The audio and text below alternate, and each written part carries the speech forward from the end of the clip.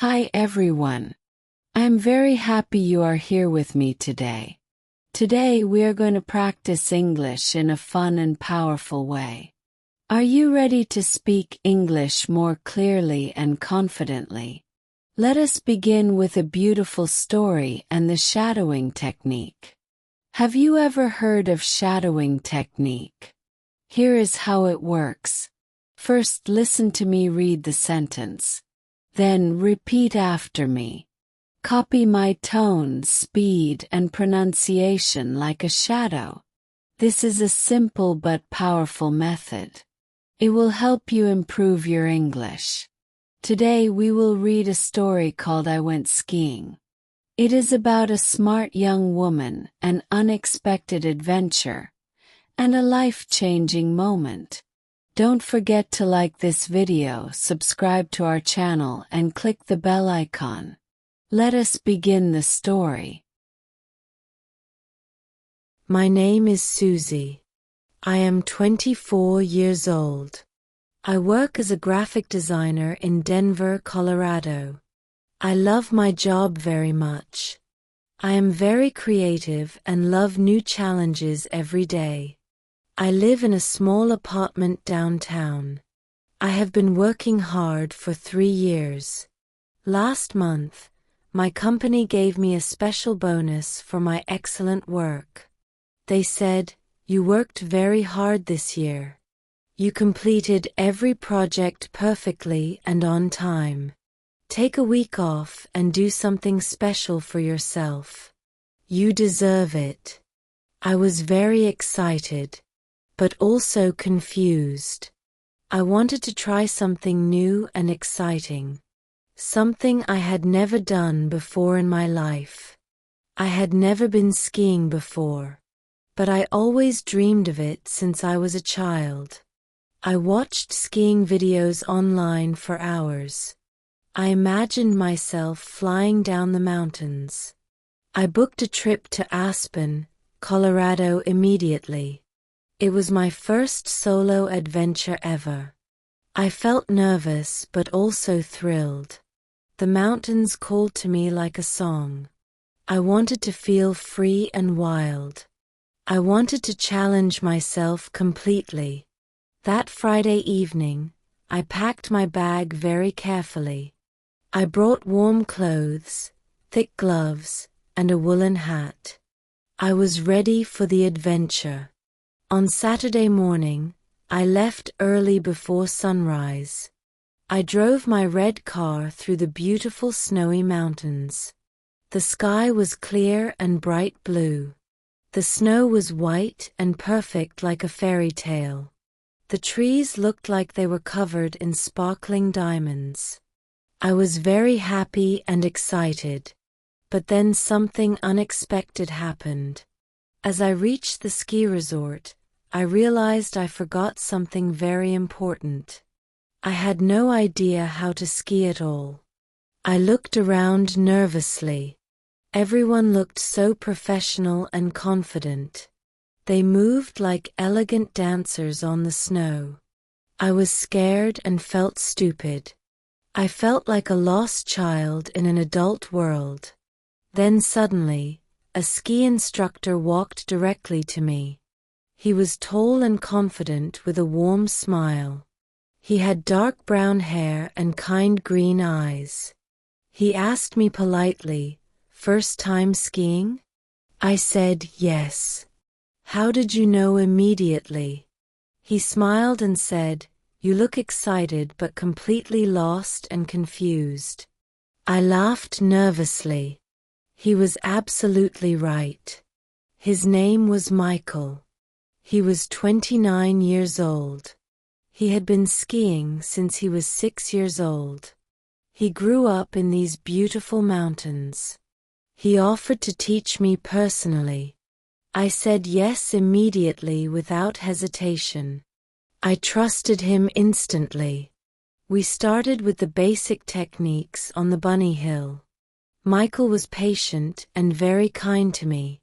He showed me how to stand properly on skis, how to balance without falling, how to turn left and right smoothly. how to stop safely without crashing. Slowly, I got better and more confident. I fell many times during the first hour, but Michael always helped me up gently.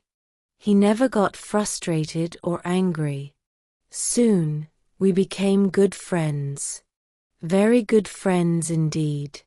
We talked about life, dreams, and our deepest fears. We shared stories about our childhood and families. He said, "You are brave, Susie. Most people give up quickly after falling. But you keep trying again and again." I felt proud of myself. But I said, "I am lucky to have you as my teacher. You make everything look so easy and natural." The next day, we went to a bigger slope together. The mountain was absolutely beautiful. White snow everywhere like a blanket. Fresh, cold air filled my lungs completely. The sun was shining bright and warm. Each person seemed so happy and free like birds. It was like a perfect dream. A winter wonderland from movies. I changed into my ski gear very carefully. Michael helped me with my heavy boots. They were heavy but surprisingly comfortable. I walked carefully to the chairlift station. Michael was already there waiting. He waved at me with a big bright smile. We rode the chairlift together slowly. We went higher and higher up the mountain. We could see the whole beautiful valley below us. The houses looked tiny like dollhouses. Cars looked like small toys. We took many photos together. We laughed a lot. I felt very excited and free. It was like flying high above the world. But in my heart, I was confused about something. Was this just friendship between us? Or was I starting to feel something much more? Something deeper and stronger? On the mountain top, we prepared to ski down together. There were many different trails. Some easy, some very hard. The view was absolutely amazing and breathtaking. Snow-covered trees everywhere like a painting.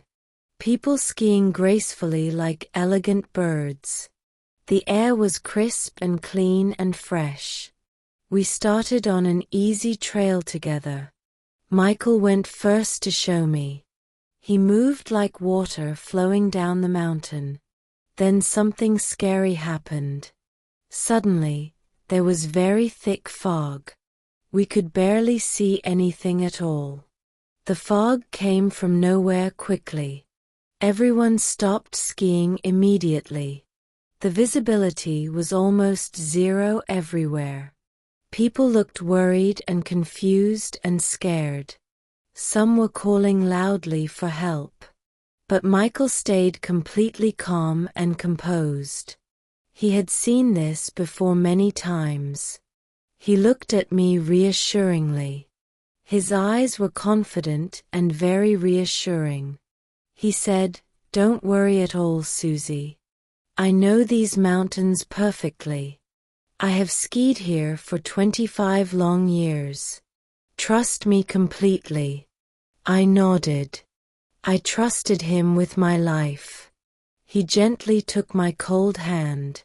His touch was warm and very strong. We skied slowly down the mountain together, side by side like partners, in the thick, dangerous fog. It was scary but also magical and romantic. No words needed, just complete trust. Just the sound of our skis on snow. The fog cleared after 20 long minutes. We were safe at the bottom together. Other skiers were still stuck on the mountain above. At the warm lodge, he looked at me and said, "You were amazing up there today. You trusted me completely without question." Most people panic in dangerous situations like that. I smiled warmly. I said, "I felt safe with you. I knew you would protect me always. He looked deep into my eyes. Something changed between us forever. The air felt different and electric. We returned to our separate rooms quietly. That evening felt very special and different. That night, we met for dinner by the fireplace. There were candles and soft romantic music. The atmosphere was warm and very cozy. I wore my favorite red sweater.